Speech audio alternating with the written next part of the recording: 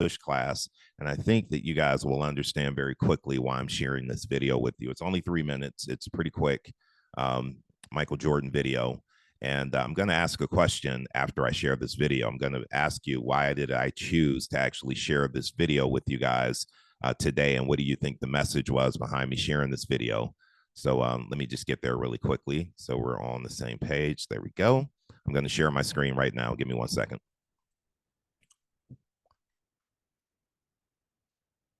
All right, just take a listen to this. Listen, we talking about practice. Not a game, not a game, not a game. We talking about practice.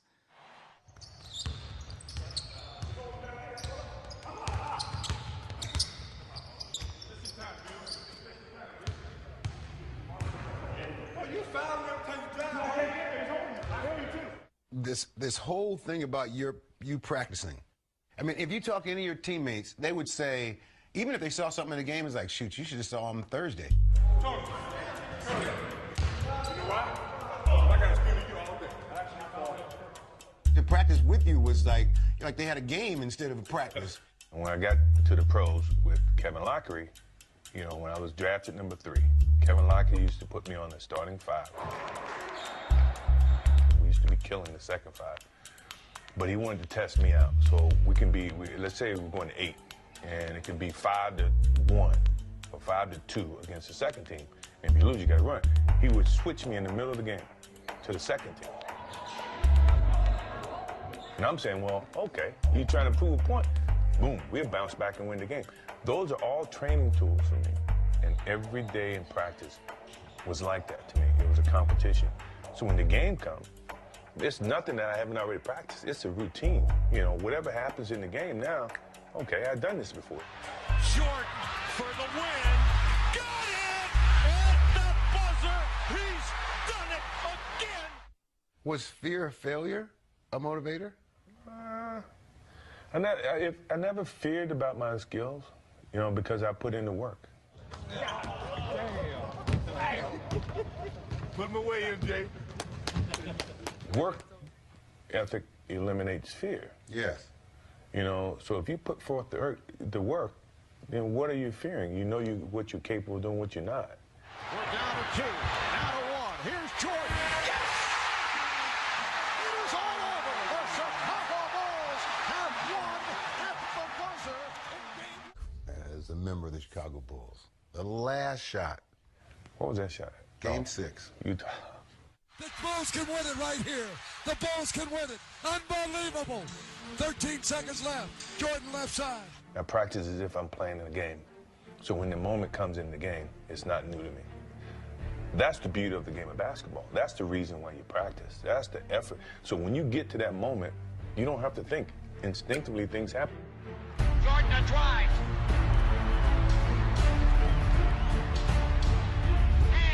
Fires. Yes!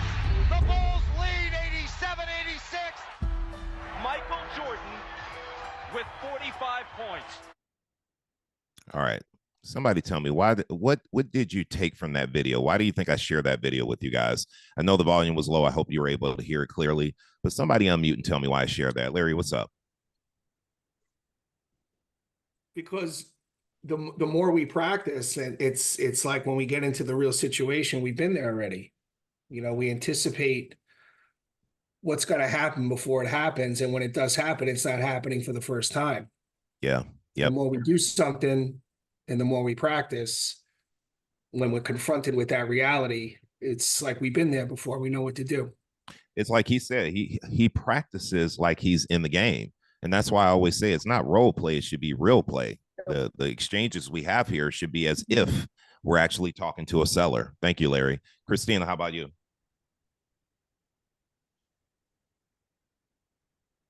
All right, can you guys hear me? Yep. Okay, perfect.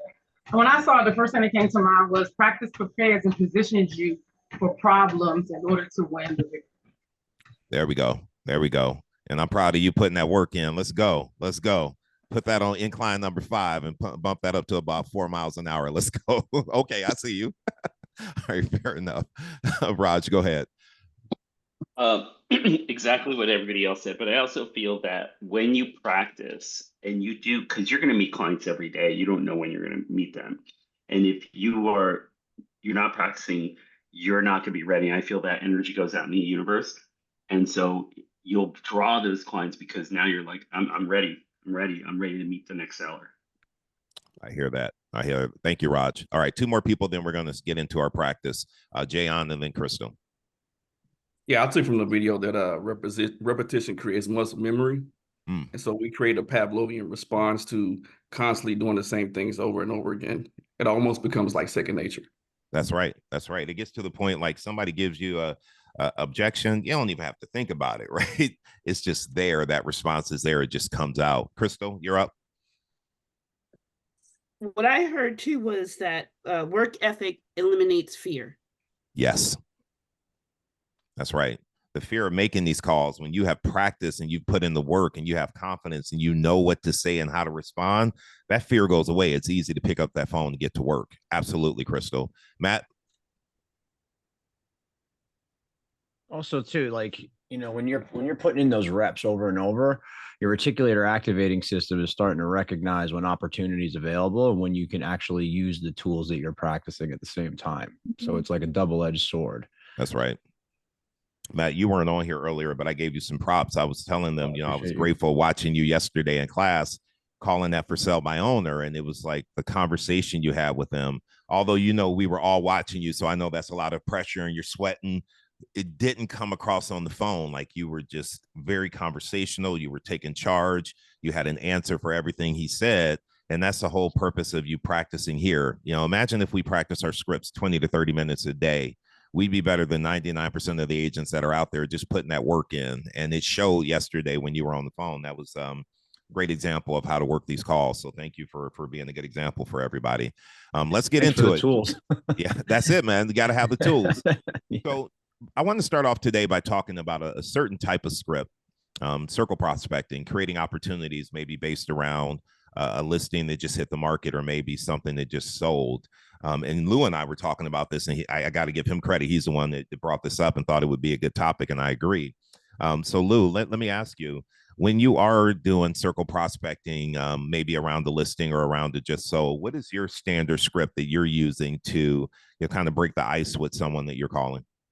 Yeah, I actually, in my opinion, I actually think that's harder to get someone on the phone that is totally 100% not expecting your phone call, not interested in taking your phone call, and trying to create a level of interest within like 30 seconds, even 15 seconds, right? A lot of the, being on the last few weeks, a lot of the objection handling we've been taking part on is having the luxury and the pleasure of being part of a listing presentation, right? Right. But, so from my perspective, my partner Francesca and I like to spend time during the week in blocking out circle prospecting, and it's whether we just got a listing in an area or we closed a listing in an area, or even more importantly, as as Manny mentioned earlier, if you're buyer heavy, creating interest in an area for a buyer that said to you, hey, I would love to live in Wayne on this specific area, and then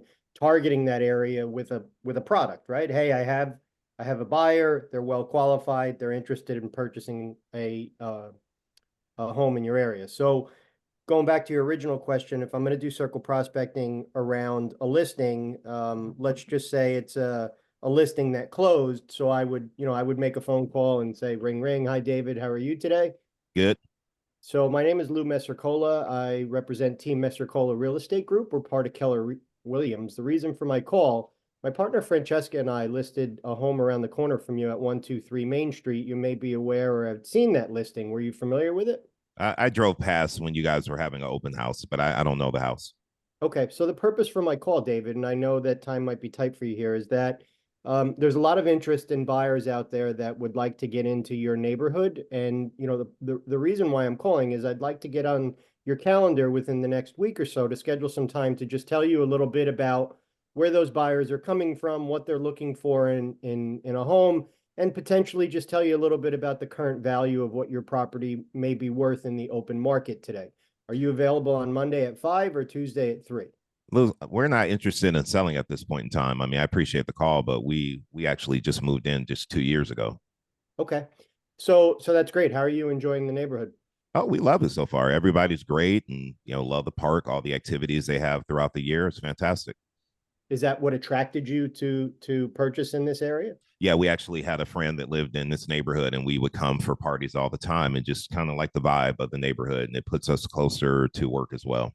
Yeah, so that's great. I mean, there's a ton of other buyers just like you that are trying to experience that same emotion and interest in this neighborhood. So what I'd like to do, David, is we have the ability through the use of technology that Keller Williams offers to us to provide you on a monthly basis with a newsletter that's called a monthly neighborhood newsletter. And what that does will give you an idea of your home value, what your neighbors are selling for, what's on the market, and all detail around real estate specific to the territory that you're in.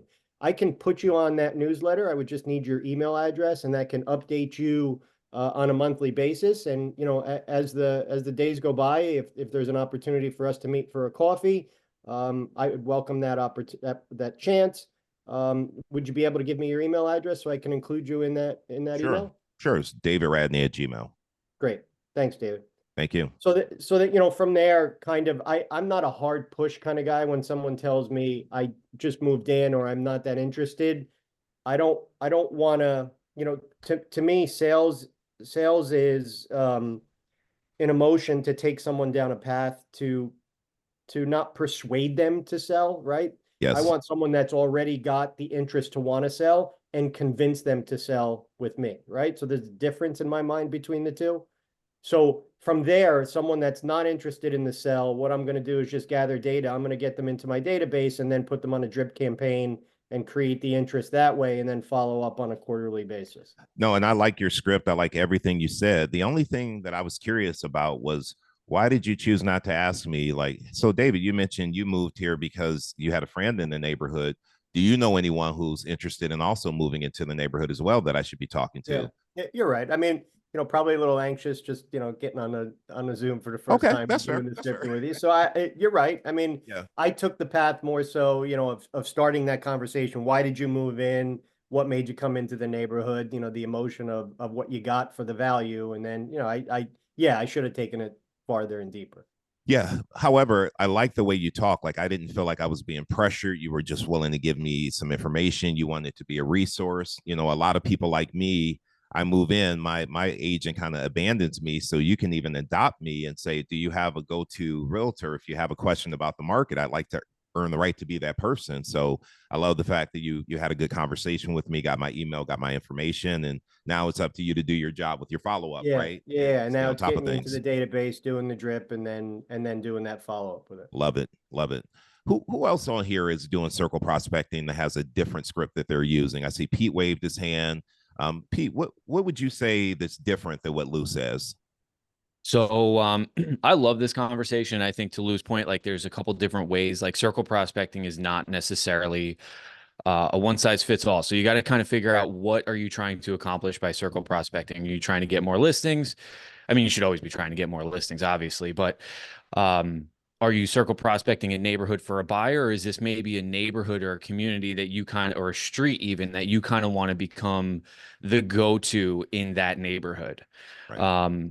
So I have two kind of circle prospecting scripts that I've been doing. I can run through one real quick. So ring. Hello. Hey, this is Pete Kopech over at KW. How you doing today? Good. How can I help you? Hey, I'm good. So listen, I don't want to take up too much of your time, but I just wanted to give you a call, let you know that the house down the street is about to come onto the market. And I just wanted to give you a ring and see if there was anything I could do for you today. No. What house? What house is going on the market? So that was your neighbor's house over on 123 Main Street. Okay. You got 4 bedrooms, 2 baths. It's listed at $699. $699. Whoa. I know. Okay. I know. Okay. I know. You think they can get that? Well, I mean, we'll see. We'll see what the market says. I mean, it might be a touch high, but I mean, in today's market, it certainly is possible. Yeah. Is there anything I could do for you today? I'm just curious. Have you ever had any thoughts on selling? No, not right now. Probably in the next 5 years, we'll be looking to sell once we retire. But right now, we're good. Okay. Oh, awesome. 5 years. What has you moving in 5 years? Well, once we retire, we already own a home down in North Carolina, so we'll be moving to our retirement house once retirement happens. Well, for my wife, I've already retired. I'm just waiting for her to wrap things up. Oh, congrats. I'm sure you're itching to get down to South Carolina. Yes, sir. That's awesome. And so let me ask you, I mean, when the time comes, do you have an agent you would work with on that? No, I mean, we know a few agents, but we're not committed to working with anyone. We just, I mean, that's so far off. We haven't even thought of it yet. Yeah. Yeah, I'm sure. I'm sure. All right. Well, listen, I mean, and again, my name's Pete. What is your name? David. David. So David, I mean, when that time does come, I mean, I'd love the opportunity just to, kind of meet with you and see if maybe there's a good fit there. Would it be okay if I kept in touch? Yeah, sure, Pete. That'd be fine. That'd be fine. Perfect. Perfect, David. What's the best email address for you currently? David Radney, Gmail. David Radney, Gmail. Okay, perfect. And is this your cell phone? Yes. Okay, awesome. And while I got you, I mean, who do you know in the neighborhood who's maybe looking to make a move? Huh. No one comes to mind right now. Okay, fair enough. Can you maybe think of a friend, family member, maybe a relative, someone from, well, you said you're not in work and anymore, retirement, anything along those lines? You know what? My wife's cousin did mention that they were looking at selling their house, but I don't know where they are with that process. Okay, perfect. Well, we'd love the opportunity to help them out. Are they in town? Yeah, they are. They live in Wyckoff, actually, town over. Okay, in Wyckoff. All right, perfect. Well, would you possibly be able to connect us and see if maybe there's an opportunity there we could help them with their next step? Yeah, give me your information. I'll call them if they're open to talking. I'll pass your information on to them. Okay. All right, perfect. Yeah, I'll definitely do that. And you said this is your cell phone, right? Correct. Okay, perfect. Yeah, I'll send that over. All right. And that's a really favorable circle prospecting call. You gave me a lot there of some things that certainly would be awesome to have. So I would go deeper, but for the sake of kind of just giving other people opportunities, I didn't want to keep that going too much longer. But here's what I liked about your delivery and Lou's delivery, though. It's just easy. Like, I didn't feel like I was going to be pressured to do anything. You guys are coming from contribution. You have some questions. We're having a good flow. I think that's an easy script that anyone can follow. And the good thing about this, Pete, we want listings, right? We all want some business. And there are tons of properties that are selling and coming on the market every day. So find your neighborhood that you want to develop, find that area, find a new listing and start making these calls. Get to be known as the agent in that area. I mean, you do this by circle prospecting. Yeah. So just some things that I've kind of realized through the last couple of months, 2 months or so of circle prospecting is like our expectations have to be in alignment. Like, we have to understand that circle prospecting is probably like the least likely to convert, especially on your first call, right? We also have to remember that 70% of appointments are set through lead follow-up. These are just people who, like, you're totally, you're one. If I feel like if you get somebody who's like, yeah, I'm looking to list today, like, you might as well go run and, hit the lottery. So you got to really remember that, like, it's about the follow-ups. It's about consistency with this particular script. And if I can, I'd like to just share the other circle prospecting script I'm doing right now, if that's okay. Go for it. And I want somebody else to role play with you. So I'm gonna choose Raj. Oh, Lou. I'll let Lou do it. I'll do it. Lou. All right, let's go. Pete, with Lou. I'm not as nice as David. Let's go. All right, fair enough. So this is circle prospecting for buyers, right? Maybe one of their neighborhoods, maybe something that you're not going to necessarily follow up with on a super regular basis. So ring. Hello. Hi, I'm calling about the property on 123 Main Street. Is this the owner? Yes. Great. So my name's Pete Kopech. I'm a local realtor. I was just giving you a quick call because I represent some buyers who are looking to move into the neighborhood. So I was just giving you a call to see if you had any thoughts on when you might be selling. Pete, you're a local realtor. What firm are you with? Yeah, so I'm with Keller Williams. Okay. All right. And where's your office, Pete? So we have a bunch of different offices, but my main office is in Wayne. Okay. And you're asking me when I'm going to sell? Is that what your question is? Yeah, well, so, more or less. I mean, really, I have clients who I'm helping. They really love this neighborhood. I'm not sure if you saw your neighbor's house over at 456 Main Street listed for sale. Okay. Weren't they listed with Coldwell Banker? They were. So my buyers, they were looking at that house, and I'm sure it's no surprise they love the neighborhood. The house unfortunately wasn't a great fit. So I just promised them that I would call around the neighborhood and see who was maybe looking to make a move. Yeah, I don't think I'm interested in making a move. I'm not going anywhere soon. Yeah, fair enough. I totally get that. And again, my name is Pete. What is your name? My name's Lou. You called me. Fair enough, Lou. So I always like to make sure I got the right person on the phone. Yeah. And Lou, let me just ask you while I got you, if you were to sell, when would that be? To be honest with you, I don't know that. We're kind of vested in the community, and we don't really have any plans. Our kids are still in the school system, and that's one of the main reasons why we moved here is for the great educational system, and I don't foresee us getting out of here until at least the kids are through the schools, and that would be a number of years down the road. Gotcha. Okay, fair enough. And Lou, I totally get it. You're not looking to do anything right now. I'm just curious, when that time comes down the road, do you have an agent you would work with on that? I mean, I have a few friends. I know a couple agents in your office. If you said you're with Keller Williams, I know David Radney. He's an agent that's reached out to me before in the past, and I know Raj has called me a couple times too. I think he's left me a couple voicemails. You guys are pretty aggressive and persistent in making phone calls to the same area. Well, I'll tell you, the good ones are. That's for sure. So yeah, I know those guys. They're great guys. What I'd love though is I'd love the opportunity at some point down the road, just when that time comes to potentially be an option and maybe be an agent on that short list of people you might consider interviewing. Would it be okay if I kept in touch? Sure. Perfect, Lou. What's the best email address for you? So it's lou@gmail.com. Okay. Perfect. And while I got you, before I let you go real quick, who do you know in the neighborhood who's maybe looking to make a move now? I don't really know, Pete, to be honest with you. I don't want to give out people's personal information and supply them, with your contact info and be the reason why you start calling them. It's really not something I want to do. I'm not comfortable with it. Fair enough. Fair enough. Listen, we're never here to hound, only to help. So I could totally appreciate that. I'm going to send over my info. And like I said, if maybe somebody comes to mind, maybe from work, church, someone in the neighborhood, we'd love to just be an option for them. We might even be able to pair them with a buyer before the home even hits the market. So we'd just love to be a resource for them. Fair enough. Appreciate it. All right. Thanks, Lou. Have an amazing day. Thanks, Pete. Yeah. Lou, you're not as nice as me. I agree. Well, but to be fair, David. But that's how it goes. You make 100 phone calls, you're going to get 2 nice people. Everybody else is too busy, not interested, right? It's tough. And listen, those people who are like so busy and not interested, I have found like a decent pattern interrupt. Any of you guys ever do this where it's like, hey, this is David. I'm a local realtor calling. Listen, before you hang up, can I explain why I'm calling?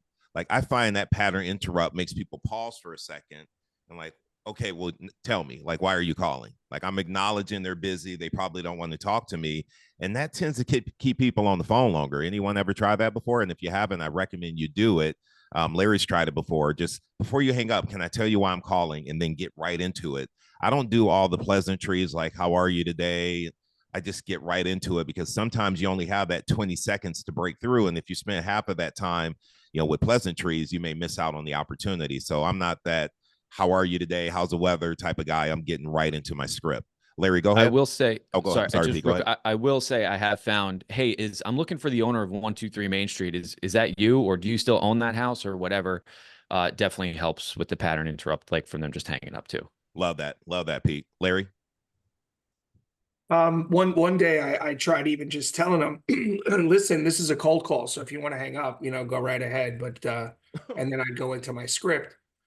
And that kind of worked a little bit because they appreciated that I was being honest and that it was a cold call. Yeah, it works. It definitely is a pattern interrupt. And they're like, it takes them off guard because most people wouldn't say that. And they tend to pay attention and perk up a little bit. So we need to try different things like that and see if it works for us when we're on the phone. Raj? And Lou was so, the way he was talking was so realistic because they will be like that, especially when you're circle prospecting.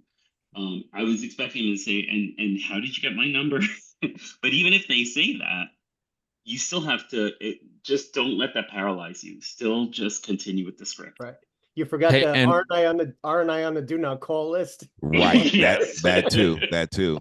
But what's the answer though? So this is part of our scripting. When we call someone, a lot of times, no matter who they are, the question is, how'd you get my number? How are we handling that? What's the script that you use for that? Oh yeah, we just use a system that pulls public records. Yeah, there you go. Keep it Don't simple. overthink it. Yeah. People are, oh, okay. Just move on. The internet, like I can find anything I'm looking for on the internet. Like just keep it vague and keep moving and go right back to your script. Anybody else have a different way they overcome that? How'd you get my number? I would say I work with a national database that has homeowners numbers, and basically it's a public record. Got it. Love it. Love it. All right. So how would you handle if somebody says I'm on the do not call list and I'm going to report you? Thank you. Have a nice day. Right. And I went a step further and I'm like, oh my goodness, I was not aware of that. I'm going to take you off of my list. Would you like me to reach out to my office and let them know to take it off the list for all the other agents that might be calling you? I'd be happy to do that. And then it turns into me doing them a favor. And they're like, would you do that? I'm like, absolutely. I'm sorry you're getting these calls. I'll make sure that I can do everything in my power to make sure you don't get any more. Thanks. Click. And I'm off the phone. The worst thing that you can do, and the agents that I know who've gotten in trouble from the do not call list are the ones that keep talking and keep trying to sell when someone says they're on the DNC. If they tell you that, respect it, get off the phone. If you still want the opportunity, then get out of the office and go door knock, right? You can still go send them a letter. You can still reach out to them, but respect that they're on the DNC. I mean, we saw with the lawsuits, you know, how much money had to be paid out this year because of that. We got to be smart about it. Larry, go ahead. What if we said something like, you know, according to my research, your number popped up as one of the homes that is sitting on a ton of equity. Would you be interested in hearing more about that? I wouldn't do it after they say I'm on the DNC. I wouldn't keep talking. Oh, after they say they're on the DNC, I'm saying after they say, how did you get my number? Oh, okay, gotcha. Yeah, I think that would. I'm sorry. Yeah, absolutely. That would work. Yeah, after they say they're on the DNC, yeah, all bets are off. Yeah, but no, if that's the case and they're like, how'd you get my number? That's definitely a great response to that as well, Larry. All right, so I want to get into some objection handling. You guys see my screen? I have a timer on here. Last week we did 60 seconds, and from talking to a few of you, that was just not enough time to get through the script. So I changed it to 90 seconds. So I'm going to call on the agent, and I'm going to call on two. One is going to be the agent, one's going to be the seller. And I want these to be, seller-based objections. It can be objections that you get on the phone. It can be objections that you get actually at the listing appointment. You get 90 seconds to overcome that objection. At 90 seconds, I'm going to stop you. And I may stop you even before then if you're just going down the slippery slope, right? So let's go ahead and get started here. I'm going to go ahead and get started now with, I'm going to choose Eric for the agent. And for the seller, I'm going to choose Marilyn Ray. And so Eric, you are with Marilyn. She's the seller. You guys are at a listing appointment. Let's make it a listing appointment. Marilyn, I'd love for you to give Eric a objection for, him getting the listing. It could be over price. It could be his commission. It could be you want to think it over. Give Eric an objection. Eric, are you able to unmute? There we go. Sure. All right, Marilyn, give it to him and I'll start the timer. Great. Yeah, you know what? There's this other agent that is actually showing me that he can do everything for 2%. And, just 5%, 6% is a little too expensive. I totally understand that, Marilyn, and it sounds to me like you want to net the most money possible, correct? Sure. And basically, what exactly are you looking to accomplish with hiring the cheapest agent?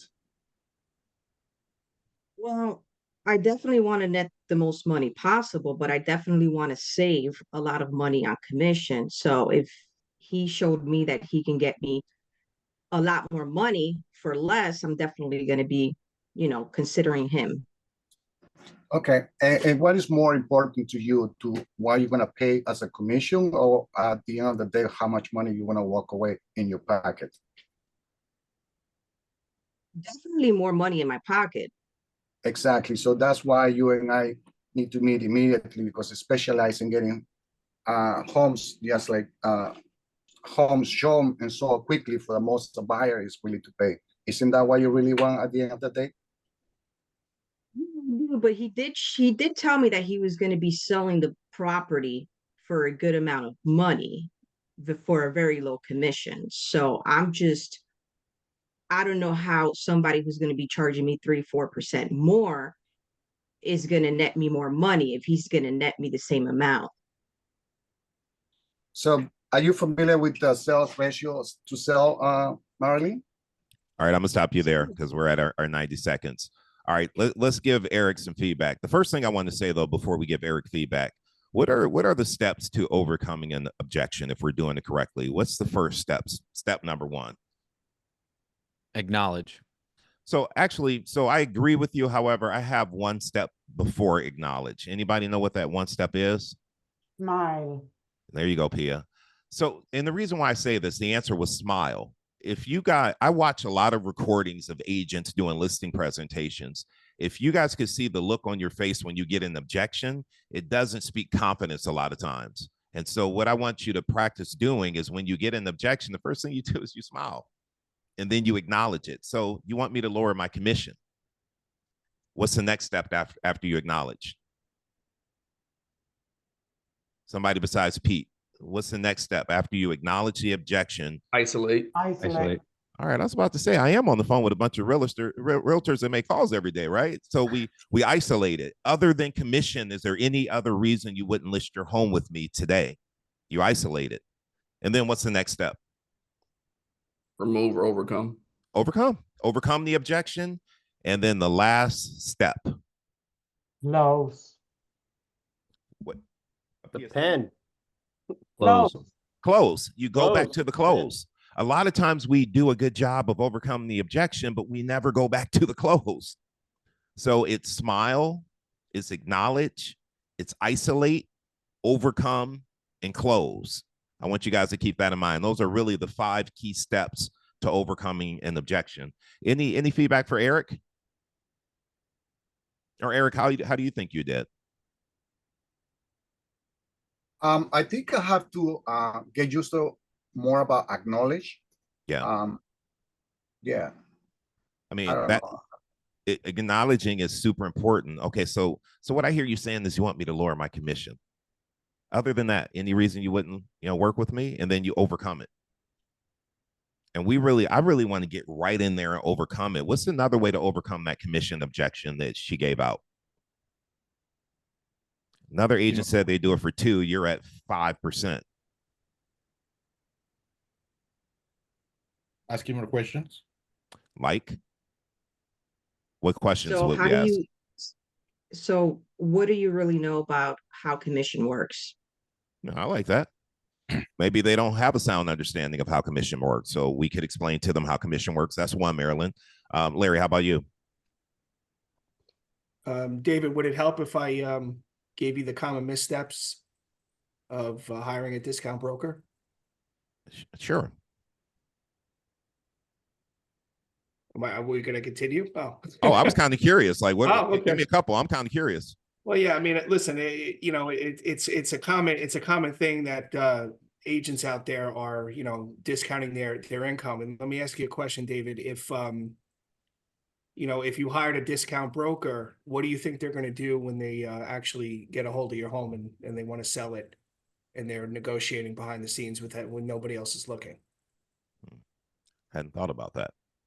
Yeah. I like that argument. I want you to tighten that up, though. I really want you. I want to feel that as a seller that would be a bad decision for me to go with someone who can't protect their own commission. Like, how can you really make me feel that? Well, David, listen. I could totally understand you want to net the most money possible. But would it be helpful to you if you hired somebody that wasn't even didn't have the ability to negotiate their own income to sell your house for top dollar? So one thing, take the word "but" out. Don't say "but." Where did I don't even remember saying "but" just now. Yep. It just comes out.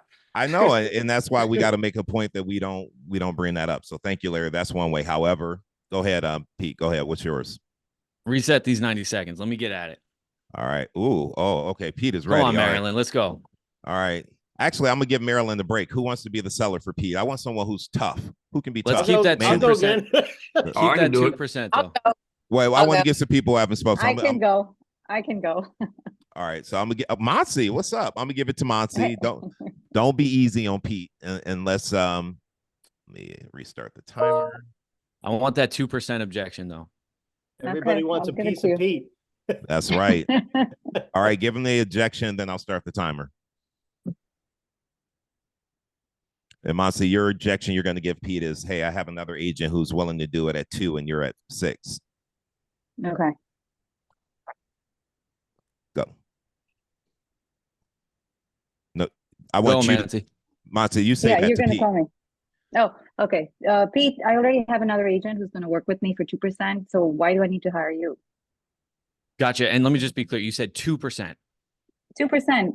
Actually, I'm Gotcha. seeing, signs in my town that people are doing it for even 1%. Right. Yeah. 1%. So let me ask you. So you met with the other broker and they said that they could do everything that we just went over for 2%. Absolutely. Photographs. I think they do video also and some drone shot or something. And yeah, Gotcha. and then they'll do And marketing too. let me ask you, where is that 2% being spent? Are they paying 2%? Is that what you're paying them, or is that what they're paying out to the other agent? I mean, does that include paying out a broker's agent as well? A buyer's agent? I'm not sure, but they said they're only going to charge me 2%, and that's what I want to pay, 2%. Yeah, Mancy. So what concerns me about that is we just went over everything that involved here, and you would agree that in order to get you the most money for your home, the key would be exposing it to as many people as possible. Yeah, Right. but So isn't that what you do? Put it on the MLS and it gets the exposure.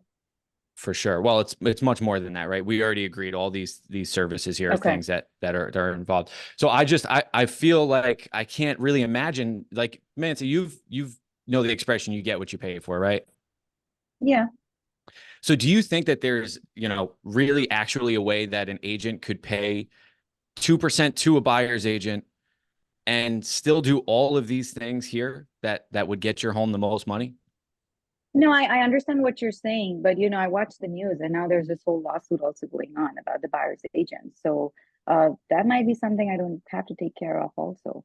I'm gonna pause you because we're at our 90 Okay. seconds. I Yeah. I wanted you to kind of continue though, but I'm like, I got to keep it at the 90 So seconds. the direction I'm trying to go in here is like, there's no way another broker is going to be able to bring this same amount of value for 2%. And then 90 seconds is hard to like kind of narrow down on that. Yes, but yes. You were going down the right path though. Definitely down the right path. Lou? Yeah, it's interesting. So we do in our office masterminds, which I'm sure other offices do, and Bill Boswell, who's one of our operating brokers, takes this to a great place. And he asked for permission. Do you mind if I take this to an extreme for a second? And then what he says is, if you were in a position where you needed healthcare and you were out on the open market and you went to go look for a doctor, and a doctor had said to you, I can cure the illness that you have. However, it's going to cost you X amount of dollars. And you say, well, I'm going to go use another doctor because that other doctor is cheaper and may or may not be able to cure what my problem is, right? So taking that objection and taking it out of real estate for a second and humanizing it and making it something about their day-to-day life could make it a little bit easier to have a conversation to come back to say it's more about value, right? It's not about finding the cheapest price. It's more about finding someone that's going to take you on this journey to get you ultimately where you need to get successfully and meet and exceed those expectations that you have. Lou, I love that. And I love when we give that example of like, if you had to have a surgery, like, and you went to a doctor and another doctor was going to do it for less, but they were not the best. Like, I love that analogy. And the thing I like to follow up with that is, this isn't medical surgery, Lou, but this is financial surgery. And you want to make sure when you sell your house, you're netting the most money, right? And then that's how I kind of show my value by comparing it to like a surgery. You wouldn't go with the cheapest doctor. You would look for the person who's going to do the best job for you and get you the best outcome. And, he also mixed into the objection of that. Look, at that point, I can give you a for sale by owner broker that you can put your own house on the MLS for $300 and you can manage the whole process yourself. And these are the things that you're going to have to try to accomplish and do. I personally, I don't know if I would mix that in, but I can't wait to try to use the objection handling that he just talked about and asking permission to do it, because now they're vested into that response that you just asked permission to give. And here's the thing that I understand: when we tell someone something, it's our opinion. If we're asking questions and the seller comes to that conclusion, it's a fact. So if you can get that seller to say like, yeah, I get it. Like, I'm not going to be looking for the cheapest person when it comes to something like a major surgery, and I shouldn't be doing that when it comes to the sell of my house. Now it's a fact, and you can get them to understand why talking to you would be a better option. So Lou, I think that's a really good point. Hey, I want to stop for a second to say something. I'm hearing from a lot of the same people, which is great because they're providing a lot of great material. Man, you know, Pete, Lou, they're speaking up and sharing. And yet I know the reason you guys joined this call is because you want to improve. And I know that a lot of times you're sitting on the sidelines and you want to raise your hand. That drunk monkey is whispering in your ear. Let me just tell you this: the purpose of this call, the reason why we all show up here and give our time, is so that we can all work together on getting comfortable being uncomfortable. And so I'm going to challenge everybody on this call that hasn't spoken up so far. I want to challenge you right now to raise your hand, and I'm going to call on you to do a role play. You might be the seller, you might be the agent. I want you to put yourself out of your comfort zone. I want at least 5 hands up right now, or else what else are we doing here, right? So I got 2, I got 3, I got 4. I'm looking for one more brave soul that's going to say, it's time for me. There we go. That's what's up. Oh, we got 6. Listen, keep them coming. We'll get to as many people as we can. I will say this, though. I'm proud of you guys just for raising your hand. Even if I don't get to you, you put yourself out there and you said, I'm ready and willing and able to do this. So let's go. I'm going to assign a seller and an agent, and I want Pete to throw out the objection. All right. So first up, we got David as a seller, and we got Brianna as the agent. Pete, what's going to be the objection? Yeah, but I have a relative who's going to list the property if we can't get it sold on our own. All right, Brianna, give it to him, and let's role play that out. Okay. Oh, so I hear you say that you have a relative who's a realtor and you're thinking about listing with them. Is that right? Yeah. Yeah. But no, I'm not going to list with them. They're going to help me put it on the market. I'm just for sale by owner. I don't need anybody. Okay. So you're planning on just putting it on the market with your realtor cousin? I'm not, or your realtor relative? I'm not sure how my realtor's going to do whatever you do to get it on the MLS. I think it's like $300, and then I'm going. I'm going to take care of it. Okay. Are you concerned? I mean, keep going. Keep going. Do you know about the marketing tactics that we use as realtors to market property? You know what, Brianna? I feel like every realtor does the same thing. Okay. So, I mean, what is that exactly? Take pictures, come to my house, sell me a dream, take pictures, and then put it on the MLS and wait for people to call them. Okay. So, I mean, I think you have a passive, I mean, are you aware of what an active and passive real estate agent is? Like, do you know the difference in that? No. Okay. So, I mean, David, it sounds like you have a passive agent who just takes pictures and puts it on the market. Well, are you aware about the time's up. Sorry, time's up. Okay. Really? Question, what's the 5P agent? Yeah, so that's where I was hoping you would go. So what you were looking for, and Brianna, it was right there on the tip of your tongue.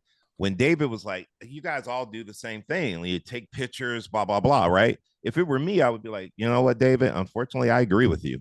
It sounds like you have been around a lot of 3P agents. Do you know what that is? A 3P agent is someone who puts a sign in your front yard, puts your house on the multiple listing service, and then they sit back and pray somebody, brings a buyer, right?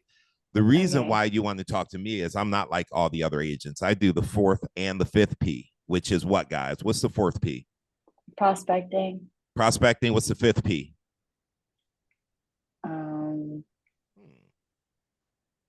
Help. Reverse prospecting. Price watch. Price watch. Price watch. So prospecting and price watching the market and knowing what's happening with the market are the other 2 5s. the other two P's. So you want to tell them like, I do the fourth and the fifth P. This is why you want to talk to me, because I'm not like the other agents that you talk to. All right. Anybody have some feedback for Brianna? Good job. Just keep pushing through. Yeah. Just keep pushing. Keep having Great that job. The only thing conversation. I would say, and this kind of goes for everybody, is have your scripts in front of you while we're doing this, guys. It's super helpful, because if all else fails, just start reading from the script. Exactly right. Always have that script in front of you, and don't doubt yourself. The seller doesn't know your script. So even if you stumble and you skip a word here or there, they don't know what your script is. Keep pushing through. Keep pushing. All right. So Crystal, you're going to be the agent. Matt's going to be the seller. And Crystal, I'm just going to have you come up with your own objection for Matt. Well, I'm sorry. You're the agent. I'm sorry, Matt, give her an objection. Sorry. I haven't had enough coffee yet, guys. I'm sorry. Bear with me here. Okay. Okay, so is it just a regular call? I'm already there. It depends on you guys. It depends. It could be on the phone. It could be in person. So it depends on the objection you give out. Oh, you want me to be a seller? Okay, I apologize.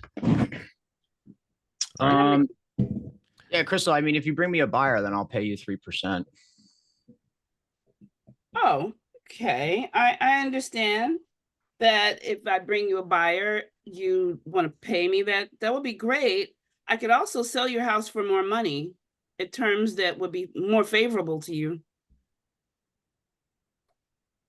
How are you going to do that? Let me pause right here. I didn't start the timer, but let me just ask you why you chose to go down that route, Crystal.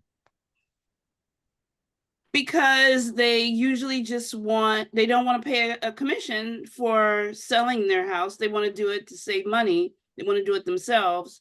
So I wanted to show him how I could help him make more money by letting me sell it. Yep. So in my opinion, with this type of script, Crystal, I would tell you when Matt says, bring me a buyer, I'll pay you 3%. Just acknowledge that. Okay, great. Well, I'm glad that you're willing to pay a commission. Let me ask you, when you sell the house, where are you moving to? Just I kind of brush that aside and I go right back into my script, right?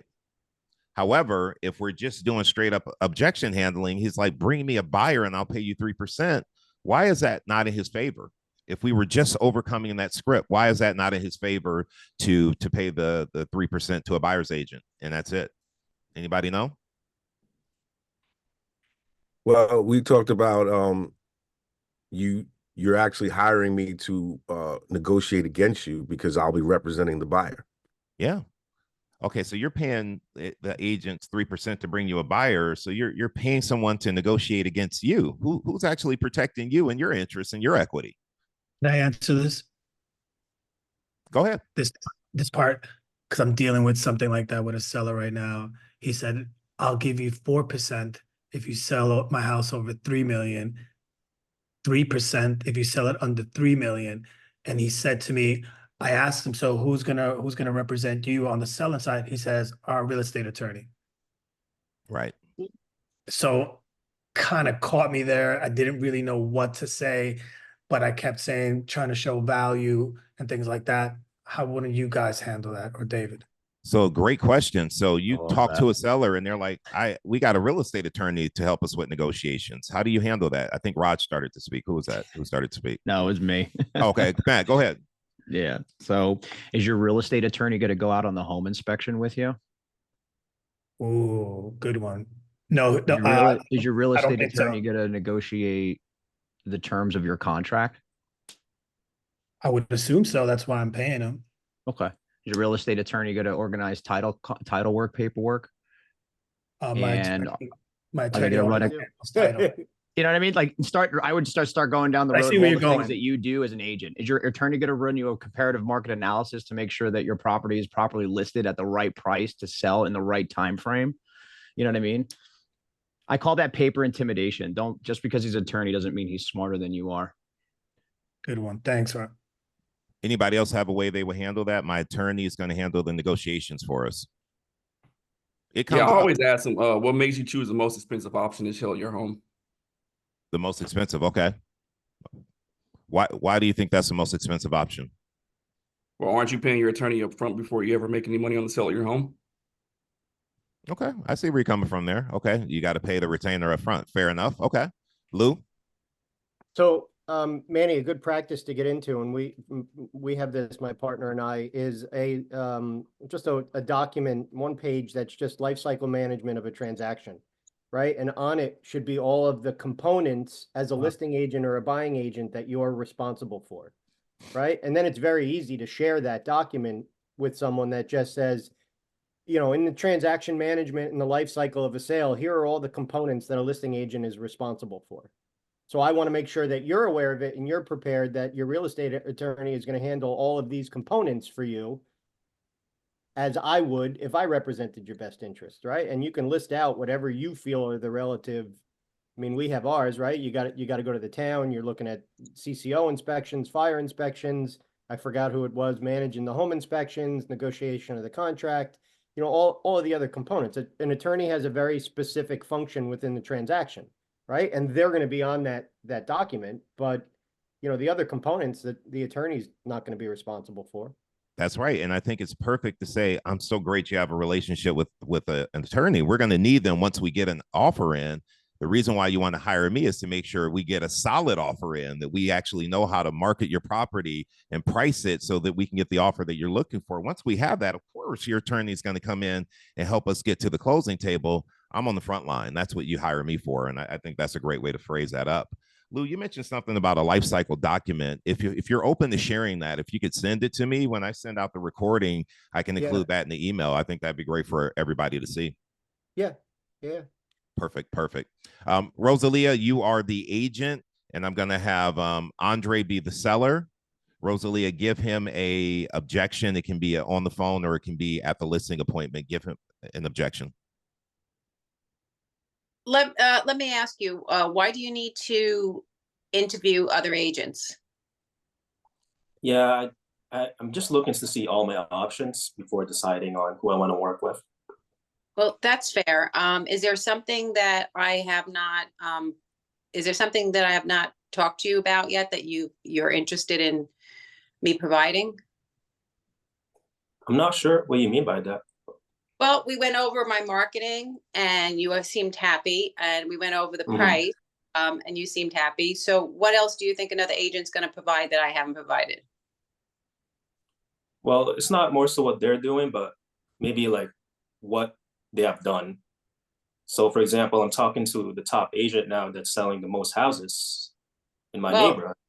I understand. I am actually one of the top agents in our office. So besides that, how can I help? I've been very successful, 1.9% over price across the board. Is there something else that you want me to do for you that I haven't expressed today? I just want the top money. Whatever the agent can do for me. So we went over the comps and we're very familiar with the homes, and I want to get you the most amount of money for your home. Would you agree nobody wants more money than you? That nobody but me would want more money than you for their home? Yeah, I mean, the more money I make, the more money you make, right? Correct. So over the comps, I want to make sure that your home goes on the market. And when do you want to sell by? As soon as possible. Right. So by showing the comps, we can sell soon, or we can raise the price and let it sit. Do you want the house to? Yeah, I can let you know in the next few days when I interview them.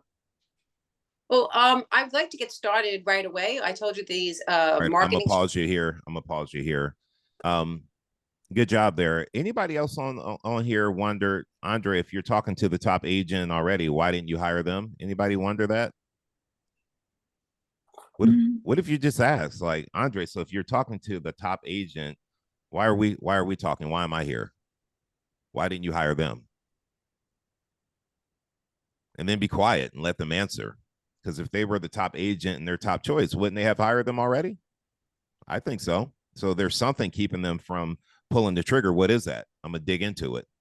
And he said he wanted what? Top what? Top money. How do we demonstrate that? Like, list price to sales price ratio. We can have that conversation. And this is why it's so important to pre-qualify and find out who Andre's interviewing. If I know that, can I do my own research and figure out how I compare to that agent? Or if I'm new and I don't have any sales, can I compare how my office does to their office? Absolutely, I can. That's why it's so important to kind of have this information and pre-qualify so you know who they're actually talking to. I know we just ran out of time, so I got to cut it short here because I want to be respectful of everyone's schedule and make sure that I get you guys out of here. Let me ask you this. Today, talking about circle prospecting, putting the timer up, although I got to apologize again. I need a coffee IV right now. I don't know. My energy level this morning is not where it needs to be. That workout killed me this morning. So I made a couple mistakes not starting the timer on time. So my apologies for that. But did you guys like the flow, the conversation, what we talked about? Is this bringing you value? And if so, what should we talk about next week? Lou gave me a recommendation. That's why we did circle prospecting. Monty, what do you want to hear?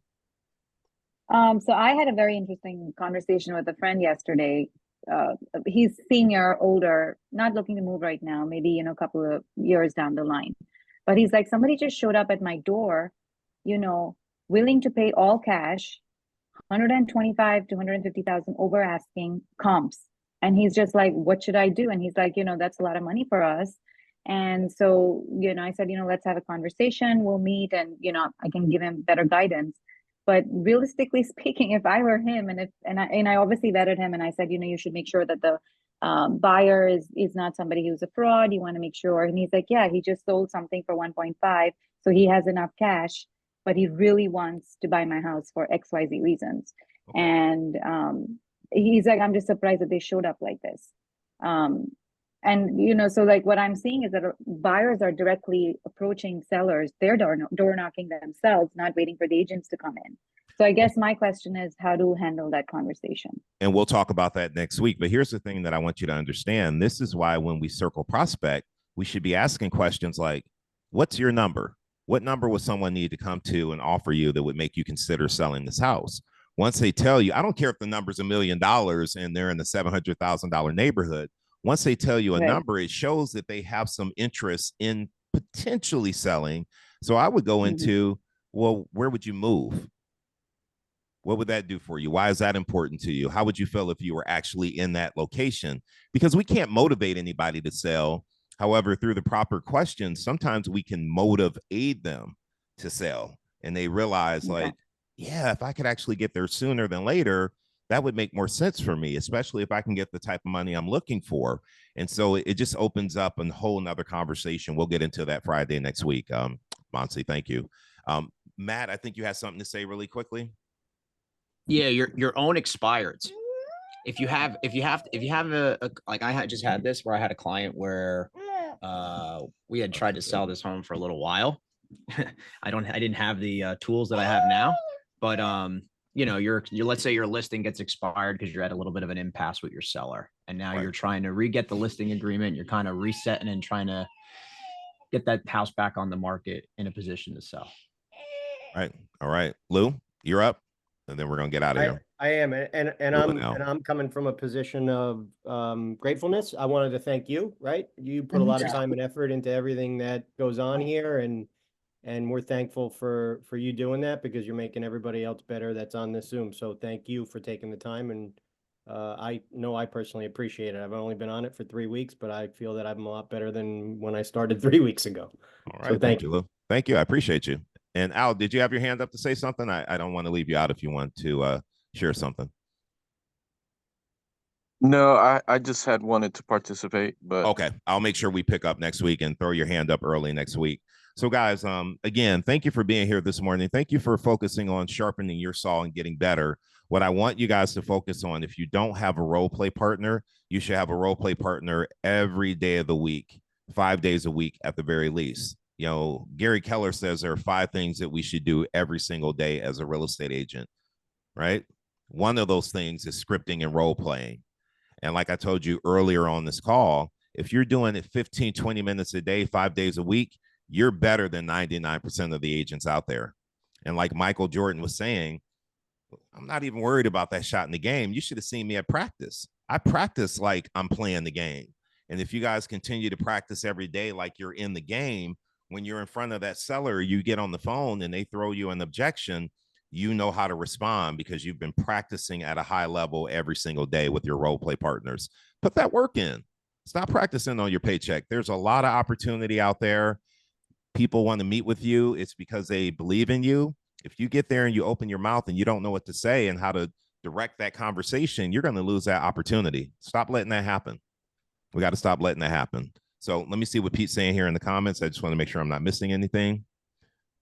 There we go. People are looking for role play partners. Oh, that's awesome. That's awesome. Let me see here. Would you guys be open?